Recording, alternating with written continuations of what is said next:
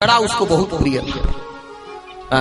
जब तक दो घर लड़ न आवे तब तक उसके पेट का भोजन ही न पचे, उसके पेट का भोजन नहीं पचे।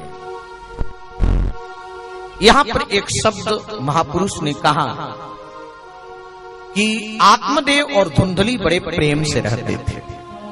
स्वभाव के अनुसार से प्रेम तो नहीं होना चाहिए, जैसा स्वभाव था स्वभाव के अनुसार से प्रेम नहीं होना चाहिए। लेकिन एक बात था कि एक बात पर आप ध्यान दें कि आत्मदेव जी बड़े सरल थे। एक हो सरल है ना, एक हो गरम, एक हो नरम, तब तो काम चल जाए। और दोनों गरम हो जाए तो भगवान मान। अब अगर कभी पतिदेव जी गरम हो जाएं तो देवी जी को नरम हो जाना चाहिए। और कभी देवता गरम हो जाए तो देवी जी नरम हो जाए, कभी देवी जी गरम हो जाए तो देवता जी नरम हो जाए, तो काम चल जाए। अगर दोनों हो जाए तो कठिनाई। इसलिए यहाँ पर लगता है कि आत्मदेव जी बड़े सरल, आत्मदेव जी बड़े सरल थे महाराज, बड़े सरलता पूर्वक निवास करते थे। आत्मदेव जी के जीवन में धन भी था, सुंदर पत्नी भी थी, सब कुछ था। लेकिन जीवन में गृहस्थी जीवन का सबसे बड़ा एक दुख लोगों को होता है। गृहस्थ अगर हो तो संतान जरूरी है, लेकिन भगवान के भक्त के लिए नहीं। अगर तुम भगवत शरणागति हो, भजन करते हो, न भी संतान हो तो ठाकुर जी को सब मानना, कोई बात नहीं। लेकिन अगर गृहस्थी को सब कुछ मानते हो, अगर गृहस्थ हो, है ना, आपने विवाह किया है तो संतान भी जरूरी है। ब्राह्मण के यहाँ सब कुछ था, लेकिन संतान की विहीनता थी। न इनके घर में कोई बेटी थी, न कोई बेटा था। ब्राह्मण दुखी रहते थे कि हम निसंतानी हैं। सोचते थे चलो धर्म कर्म करें, धर्म कर्म के प्रभाव से हो सकता है कि मेरी इच्छा पूरी हो जाए। ब्राह्मण उदार था, पत्नी बड़ी कंजूस थी। पत्नी तो कंजूस थी लेकिन ब्राह्मण उदार थे। और ब्राह्मण उदार थे इसलिए अपने घर का आधा धन उन्होंने धर्म कर्म में लगा दिया। और धर्म कर्म में लगाने के बाद भी उस ब्राह्मण की इच्छा पूरी न हो सकी, ब्राह्मण के यहाँ कोई संतान न हो सकी। एक दिन ब्राह्मण अतिशय दुखी हो गया और अतिशय दुखी ब्राह्मण ने निर्णय किया कि निसंतानी रहना ठीक नहीं, इससे अच्छा है हमको मर जाना चाहिए। ब्राह्मण ज्ञानी थे, सोचे कि अगर आत्महत्या करूंगा, आत्महत्या करूंगा तो आत्महत्या करने वाले को 1000 वर्ष तक प्रेत बनना पड़ता है, तो आत्महत्या न करो। देखो कभी आत्महत्या न करनी चाहिए, चाहे जीवन में कितना भी संकट आ जाए, सारे संकटों को सह लो मेरे भाई, लेकिन आत्महत्या मत करो। आत्महत्या करने वाले को 1000 वर्ष तक प्रेत बनना पड़ता है। ब्राह्मण ने सोचा मैं आत्महत्या नहीं करूंगा, चलो जंगल चल। जंगल में चलूंगा तो कोई भूखा हुआ सिंह व्याघ्र मुझको खा लेंगे तो मृत्यु भी हो जाएगी और आत्महत्या भी नहीं होगी। ऐसा सोच करके ब्राह्मण जंगल में आया।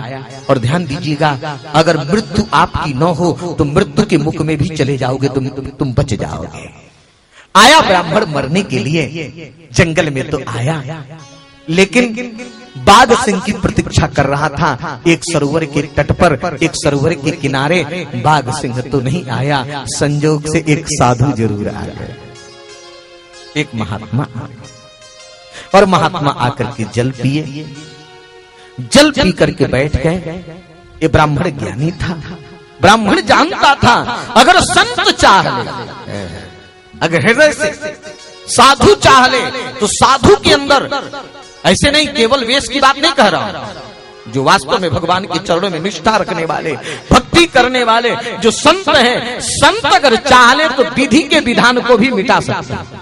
ये संत के अंदर प्रभाव है। ब्राह्मण सोचा कि अगर महात्मा मिल गए, अगर महात्मा चाह ले, संत की कृपा हो जाए तो मेरी इच्छा पूरी हो। संत के चरणों में ब्राह्मण पहुंचा। संत जब जल पी करके स्वस्थ होकर के बैठ गए और ब्राह्मण संत के सामने जाकर के लंबी लंबी सांस खींची। जब लंबी लंबी श्वास खींचने लगा, संत हृदय नवनीत समाना। संत पूछ पड़े, ब्राह्मण तुम दुखी क्यों हो, तुम्हारे दुख का कारण क्या है? देखो दुखी व्यक्ति के दुख को आप पूछिए ना तो और उसको रुलाई आ जाएगा, है ना। और रोने लगा, कस कस के रोने लगा। कथम रोदसी विप्रत्वम काते चिंता बलीयसी बदत्वम सत्परम स्वस्य दुःखस्य कारणम। बोलो ब्राह्मण, तुम क्यों रो रहे हो? तुमको कौन सी चिंता है?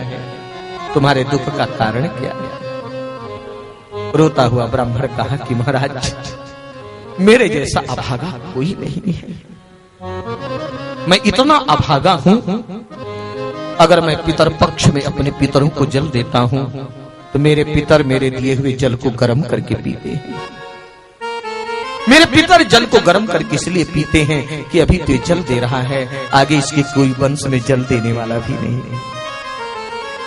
मेरे पितर जल को गर्म करके पीते हैं। महाराज, मैं देवताओं को अगर यज्ञ में दूं, कोई अनुष्ठान करते कि निसंतानी के हाथ का नहीं लेना है, देवता भी स्वीकार नहीं करते, ब्राह्मण भी स्वीकार नहीं करते। मैं पुत्र के दुख से दुखी होकर के प्राण त्यागने के लिए जंगल में आया हूं। अगर आपकी कृपा हो जाए तो मेरे दुख की निवृत्ति हो जाए।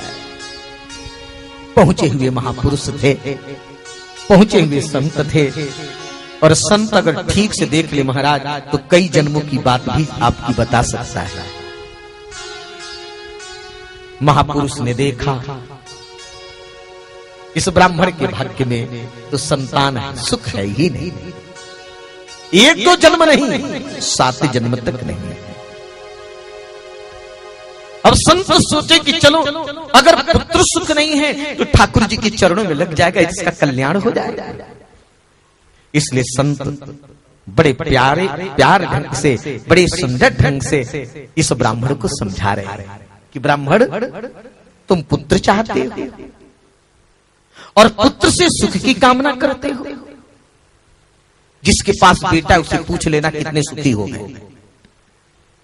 पुत्र से सुख नहीं मिलता है, पुत्र सुख देने वाला नहीं है। पुत्र की इच्छा त्याग कर दो, है ना? क्या करोगे पुत्र? महाराज सगर के 60,000 बेटा थे, उनको भी सुख नहीं मिला, है ना?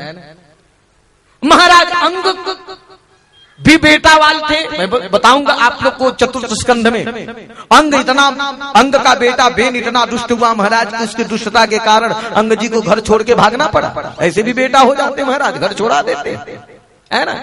इतना बड़ा दुष्ट हुआ, है ना, कि अंग का बेटा बेन की अंग को घर छोड़ करके भागना पड़ा।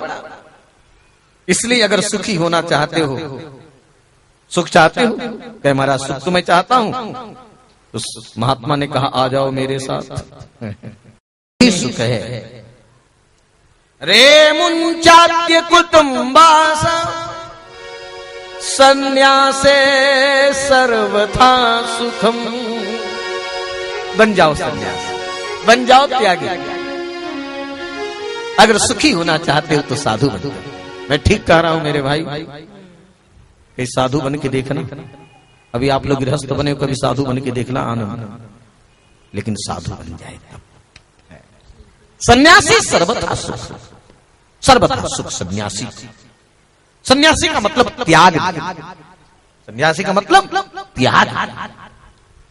त्याग जिसके अंदर है वही सुखी है। और सन्यासी बनकर के भी अगर त्याग नहीं है तो जीवन में सुख नहीं है। ठीक भले त्याग होना चाहिए।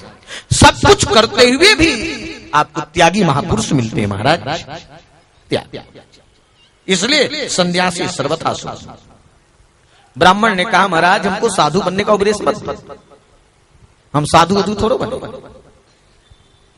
देखो ब्राह्मण कैसा कर, साधुओं का जीवन तो सबसे बेकार जीवन है, ये अपने विचार से है। सबसे बेकार जीवन साधुओं का है। कैसे कैसे? साधुओं का जीवन तो नीरस है, कोई रस नहीं। और गृहस्थों का जीवन सरस है। गृहस्थों का सरस जीवन कैसे कि देखो गृहस्थ के घर में बेटा बेटी नाती पोते, कहीं चेका कर रहा है, कहीं में कर रहा है, कहीं लड़ रहा है, कोई बर्तन पटक रहा है। यही तो लोगों को अच्छा लगता है।